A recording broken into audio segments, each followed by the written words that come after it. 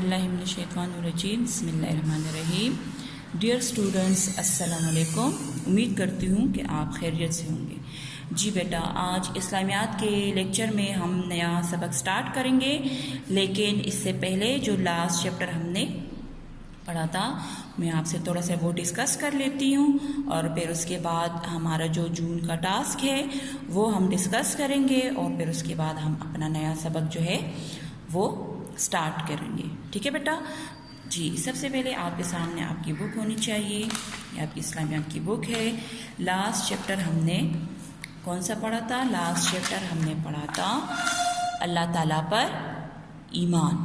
ठीक है, page number 7 ये हमने पढ़ा था। फिर उसके बाद जो है तौहीद के बारे में मैंने पढ़ा था कि तौहीद के लफ्ज़ी मायने है एक मानना, यकता जाने, यानी अल्लाह ताला एक है और यकता है। इसके बाद तौहीद की दलील के बारे में हमने पढ़ा था कि सारी कायनात जो है ये अल्लाह ताला ने बनाई है और इसका निज़ाम जो है वो अल्लाह ताला चलाने वाला है।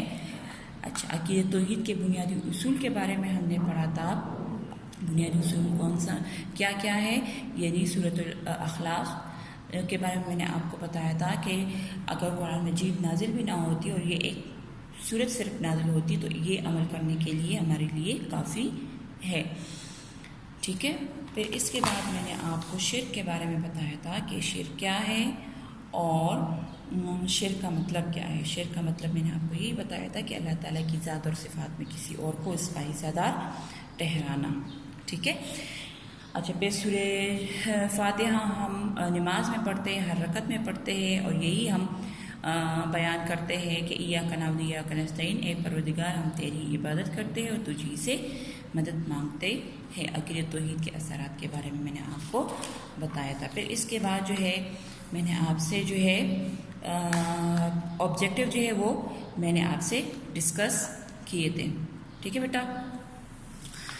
अच्छा, अब इसके बाद जो है हमारा जो जून का टास्क है वो मैं आपसे डिस्कस करूंगी। चैप्टर डिस्कस करने का मतलब भी यही था कि क्योंकि इसी चैप्टर में से हमारा जून का टास्क है, तो अब आपको अच्छी तरीके से समझ आ गई होगी। सबसे पहले आपने अपनी नीट कॉपी में आपने ये हेडिंग देनी है, जून छुट्टियों का काम, खूबसूरत फ्रेम बनाकर। फिर इसके बाद नेक्स्ट पेज पे आपने क्वेश्चन नंबर 1 जो है ब्लू मार्कर से आपने क्वेश्चन लिखना है। क्वेश्चन नंबर 1 आपका है सूरतुल अखलास का तर्जुमा लिखे। फिर इसके बाद आपने जवाब के लिए जिनकी हेडिंग देनी है और स्टार्टिंग लाइन आपने लिखनी है इस सूरत का तर्जुमा, ये है तर्जुमे की हेडिंग, और फिर तर्जुमा खूबसूरत ब्लॉक बनाकर आपने तर्जुमा लिखना है, और फिर इसके नीचे जो है आपने एंडिंग लाइन ड्रॉ करनी है। इसी तरह आपने मार्जिन लाइन भी ड्रॉ करनी है खूबसूरत राइटिंग में। कहो कि वो अल्लाह एक है, वो बेनियाज है, ना किसी का बाप है और ना किसी का बेटा, और कोई इसका हमसर नहीं। ये किसका तर्जुमा है? ये सूरत अखलास का तर्जुमा है। ठीक है बेटा। फिर इसके बाद जो आपको क्वेश्चन नंबर 2 आपको जो दिया गया है जून टास्क में वो है शिर्क से क्या मुराद है। तो अब इसी तरह आपने मार्कर से, ब्लू मार्कर से आपने क्वेश्चन लिखना है, आपने मार्जिन लाइन पेंसिल से ड्रॉ करनी है, आपने क्वेश्चन डबल अंडरलाइन करना है, आपने जो है हेडिंग देनी है शिर्क, डबल अंडरलाइन करना है, और पॉइंट नंबर 1 इसका आएगा शिर्क ये है कि अल्लाह ताला की ज़ात और सिफ़ात में किसी और को इसका हिस्सेदार ठहराया जाए। पॉइंट नंबर 2 फिर आएगा सिर्फ़ और सिर्फ अल्लाह ताला की इबादत करनी चाहिए और उसी के सामने सर झुकाया जाए।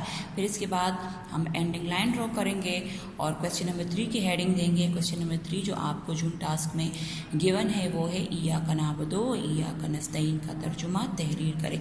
इसी तरह आपने स्टार्टिंग लाइन लिखनी है इस आयत का तर्जुमा ये है। ये आयत है ना, सूरह फातिहा की एक आयत है। ठीक है, इस आयत का तर्जुमा ये है। तर्जुमे की हेडिंग ब्लॉक बनाकर आपने तर्जुमा लिखना है।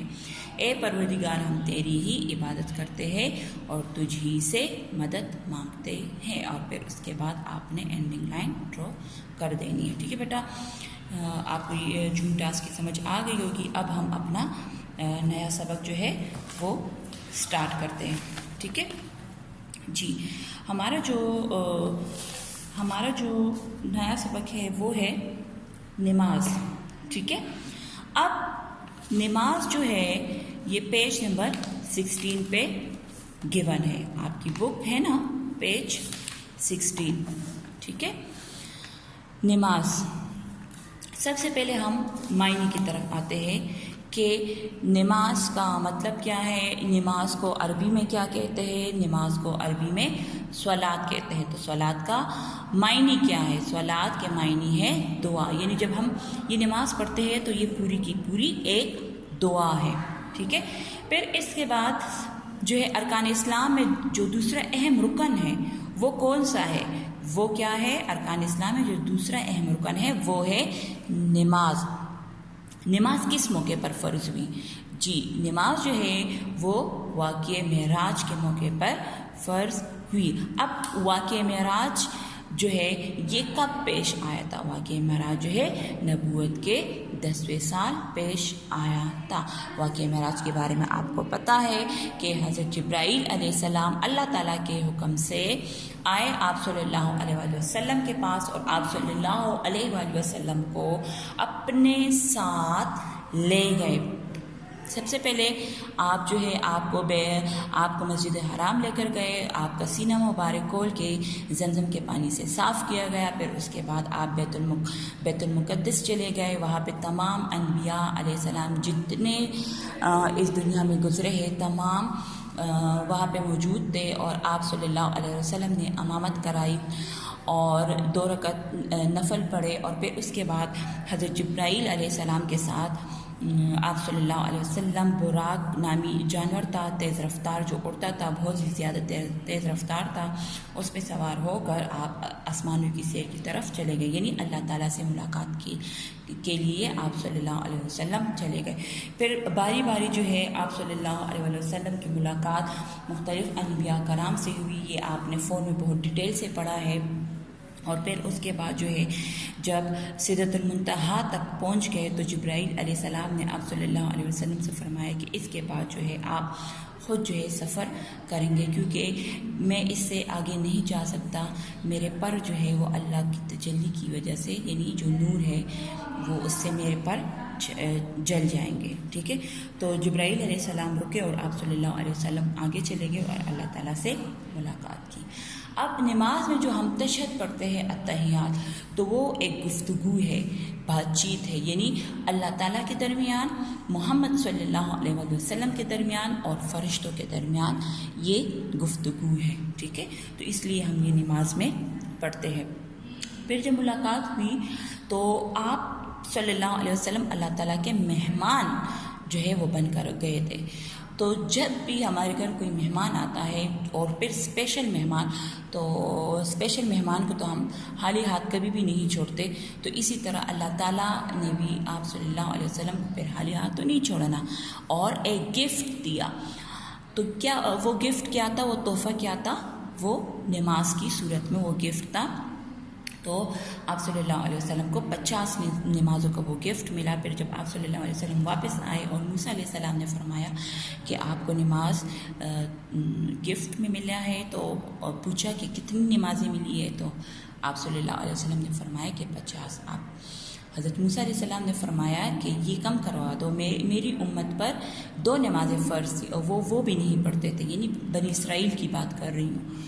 تو آپ صلی اللہ علیہ وسلم واپس چلے گئے اور آتے گئے. اس طرح 5 کم ہوتے گئے اور پھر 50 سے 5 نمازیں جو ہے وہ فرض ہو گئی مسلمانوں پر.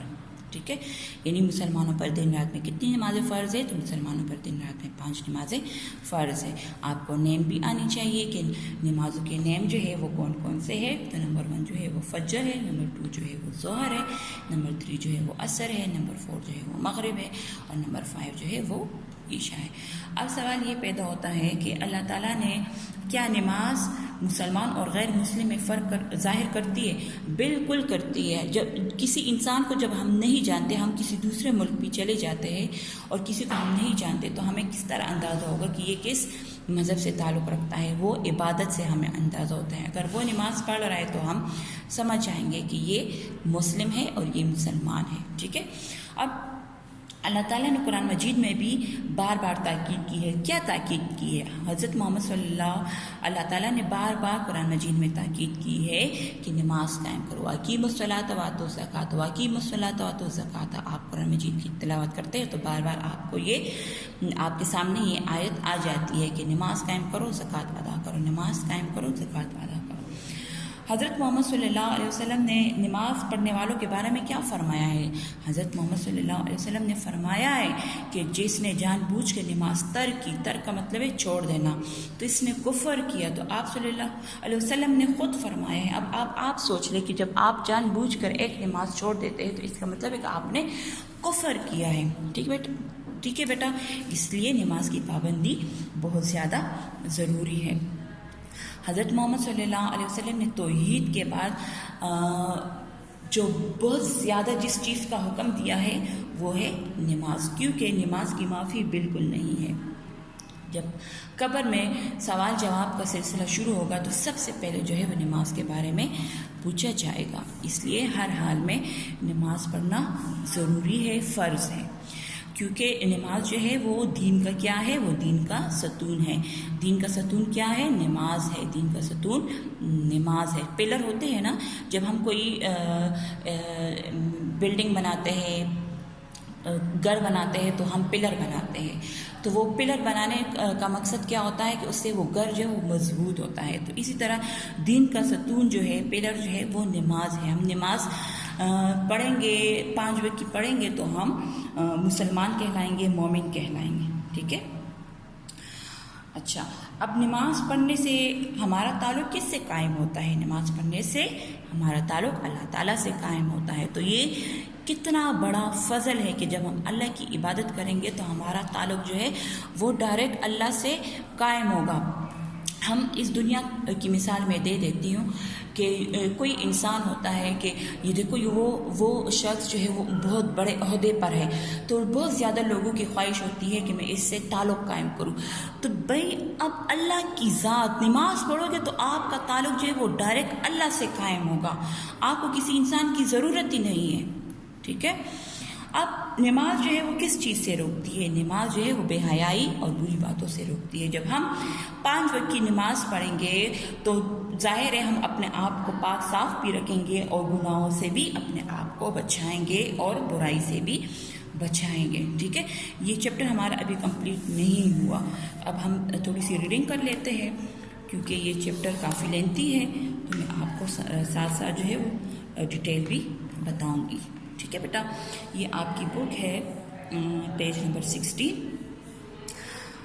نماز کو عربی میں صلاۃ کہتے ہیں. ٹھیک ہے. صلاۃ کو انڈر لائن کریں. صلاۃ کی لغوی معنی دعا کے ہے، یعنی صلاۃ کے معنی کیا ہے؟ دعا ہے. اسلام میں نماز سے مراد وہ عبادت ہے جو رسول اکرم صلی اللہ علیہ وسلم نے ہمیں ایک محسوس طریقے کے ساتھ ادا کرنا سکھائی ہے. اب نماز کی اہمیت کیا ہے؟ یہ دینی اسلام میں نماز کی بہت اہمیت ہے. ارکان اسلام میں کلمہ توحید کے بعد دوسرا اہم رکن نماز ہے. نماز وہ عبادت ہے جو تمام مسلمانوں پر یکساں فرض ہے. نماز غیر مسلمان غیر مسلم پر ظاہر کرتی ہے. یہ ابھی میں ساتھ ساتھ آپ کو بتا دیا کہ رسول صلی اللہ علیہ وسلم نے فرمایا کہ جس نے جان بوجھ کر نماز ترک کی اس نے کفر کیا. اسی طرح قرآن مجید میں بھی اللہ تعالیٰ نے بار بار تاکید کی ہے، واقیموا الصلاۃ وآتوا الزکاۃ وارکعوا مع الراکعین، یعنی نماز پڑھا کرو، زکوٰۃ دیا کرو، اللہ کے سامنے جھکنے والوں کے ساتھ جھکا کرو. اسی طرح رسول اللہ صلی اللہ علیہ وسلم نے توحید کے بعد جو حکم اللہ تعالیٰ کی طرف سے جو ملا وہ نماز کا ہی ہے. یعنی ہم نماز پڑھ کر اس بات کا ثبوت پیش کرتے ہیں کہ ہم ایک اللہ کو ماننے والے ہیں اور اسی کی عبادت کرتے ہیں اور اسی کے سامنے جھک کر بندگی کا اظہار کرتے ہیں.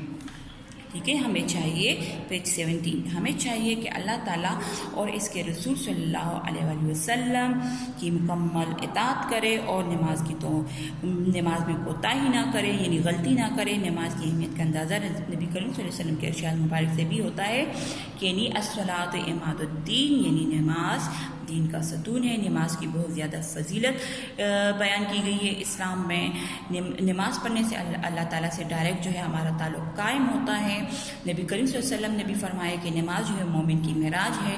نماز جو ہے انسان کو ہر برائی سے روکتی ہے. یعنی اللہ تعالیٰ کا ارشاد ہے ان الصلاۃ تنہی عن الفحشاء والمنکر، بے شک نماز بے حیائی اور بری باتوں سے روکتی ہے. ٹھیک ہے بیٹا, یہ تو آج کا لیکچر تھا. انشاءاللہ یہ ہمارا جو باقی چیپٹر رہے گا یہ ہم اپنے نیکسٹ لیکچر میں کمپلیٹ کریں گے. اپنا خیال رکھیں. نیکسٹ لیکچر تک اجازت دیجیے. اللہ حافظ.